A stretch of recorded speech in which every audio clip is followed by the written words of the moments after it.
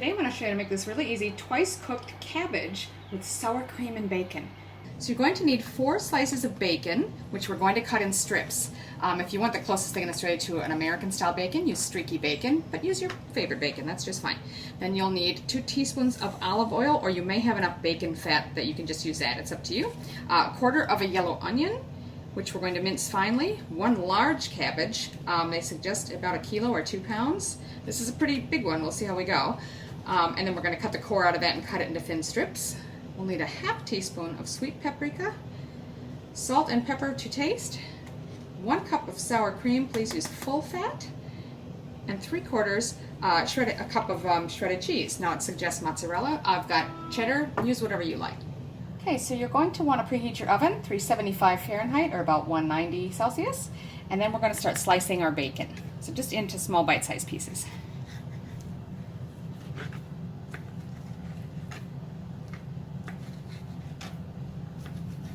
Now it says to use 2 separate pans for the next steps, but I don't see the reason. I'm just going to dirty the one pan, so I'm going to, instead of a small pan to cook the bacon in, I'm going to use this large wok because I want a good sized pan. I know that's a lot of cabbage that's got to go in here, so I'm going to start with this, but you can use whatever pan works for you.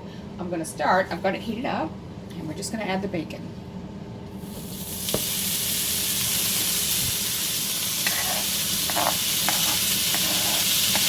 Now you just want to cook that until it's browned and crispy, just to your liking. So I've already cut my onion up, and now I'm going to start with the cabbage.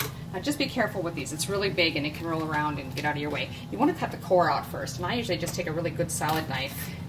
Don't get too close, maybe leave a ½ inch or so, I do, and then I go in at an angle, and then I'm just going to go all the way around like that and try to get the core out.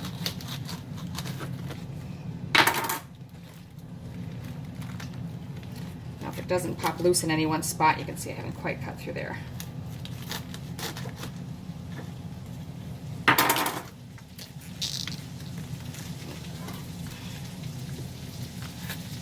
Just be real careful. There we go, I can feel that.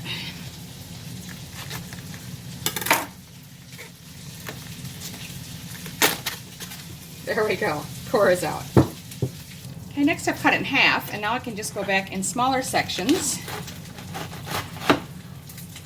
and just cut off a piece, and then I'm just going to cut it into thin strips.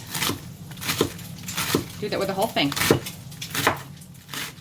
So just so you know, I've still got half of mine left, and I've already got 1 kilo. So that was, the recipe did say a large one, that was evidently too large, so just judge that when you go and get yours. You don't need quite as much as I did. So I'm just going to remove the bacon with a slotted spoon onto some paper towels so it can absorb that. We'll just remove that, but leave the oil in there. We're going to use that next to fry our onions. So if you don't have at least 2 teaspoons of bacon grease left, you can add some oil at this point. I've got plenty, so I'm going to go ahead and add my onion. And we're going to cook that until it's just starting to brown.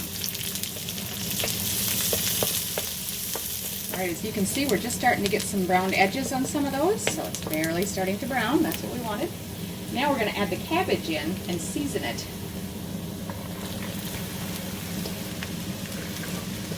You can see that's a lot, but it is going to sink as it cooks down. That's why I wanted to use such a large pan. I'm just going to give that a little toss right now, carefully. Just start getting those ingredients to mix. And then we'll add our seasoning. Now we'll just add the paprika, and then salt and pepper to taste.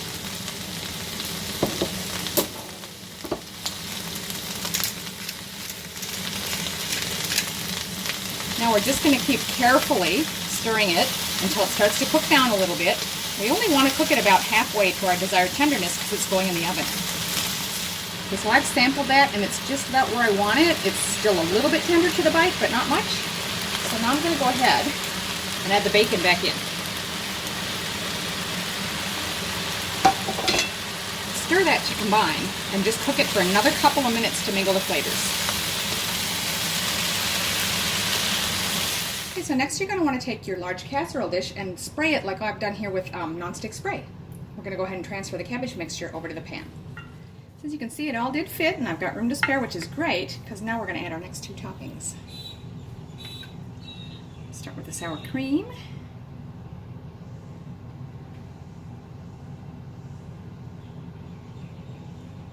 just spread that sour cream as best you can evenly over the dish. Now, as that sour cream warms, it got a lot easier to spread. So the last step is to add your shredded cheese. Now we'll pop that in. It suggests up to 30 minutes, but you just want it to be thoroughly hot and bubbling and starting to get golden brown. Okay, that's actually been 20 minutes for me, and that's looking pretty golden brown, so I'm going to take it out. Your oven might be different, so you may need 30. Don't know if you can hear that, but it is sizzling hot, so I'm just going to leave that rest a few minutes before I plate it up. There it is, twice cooked cabbage with sour cream and bacon. It held together pretty well. I could actually lift a slice out easily and put it on there. And I gotta tell you, this is really tasty. It's very good. I do hope you give it a try. I'm serving it today with my Kahlua pork roast, but you could serve it with anything, honestly. It's just really good. I will link to the recipe to that in case you're interested too.